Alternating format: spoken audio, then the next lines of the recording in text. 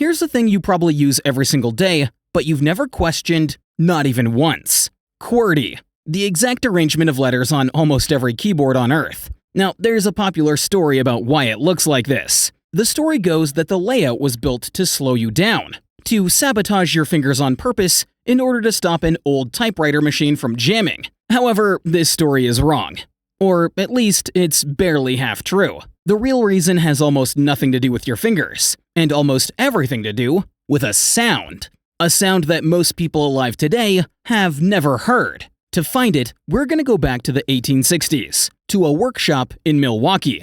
Enter Christopher Sholes. He was building one of the first machines that could write. Simply press a key, and a thin metal arm swings up, striking an inked ribbon and stamping a single letter onto a paper. His first design was pretty simple. The keys were laid out in alphabetical order.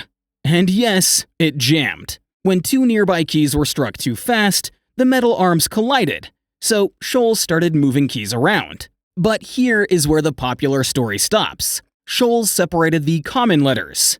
Problem solved. But there is a problem with this explanation. Okay, look at your own keyboard. Find the letter E.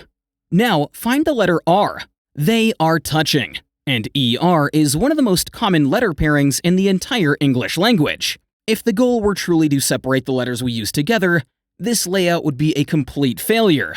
So if jamming did not shape the keyboard, what did? The answer is the people who actually used these machines in the beginning. It wasn't novelists, it wasn't secretaries.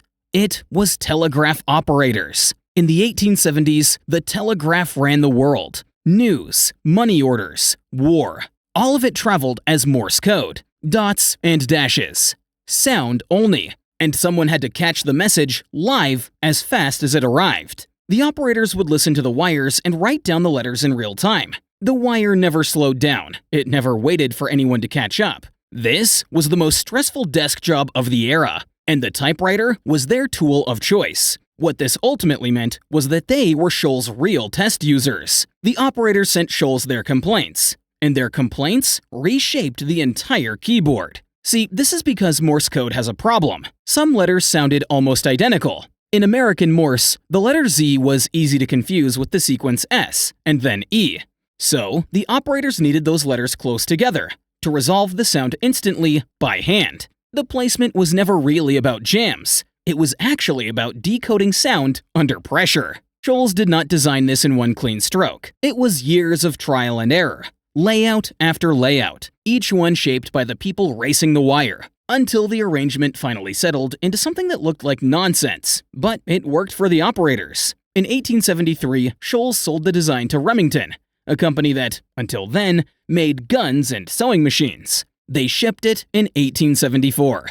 Now here is the strangest part. The telegraph was a technology that would not last. The operators would eventually all disappear. The Morse code that they raced would eventually go silent. But the keyboard built for them did not disappear. It spread to millions of people who had never touched a telegraph in their lives. In 1888, a typist named Frank McGurran won a famous public speed contest. He had memorized the entire QWERTY keyboard. He typed without ever looking down. The result was reported across the country, and it fused two ideas together permanently. The fastest way to type was this layout. So this was the layout everyone learned. Schools taught it, manufacturers built it, and once millions of people had learned it, no one could afford to change it. In fact, a better, faster layout was actually invented decades later, but it went nowhere. Not because it was worse, but because the world had already committed. This is what historians call path dependence. The first solution to lock enough people in wins, even when the reason it existed is long gone. So take a moment to think about what's under your hands right now. The telegraph is dead, and the operators are long gone. The Morse code has gone silent, but their fix is still here, frozen into every phone, every laptop, every screen you own. Every message that you've ever sent was shaped by a problem that stopped existing more than a century ago. And today, you're still solving it every single time you type out a word.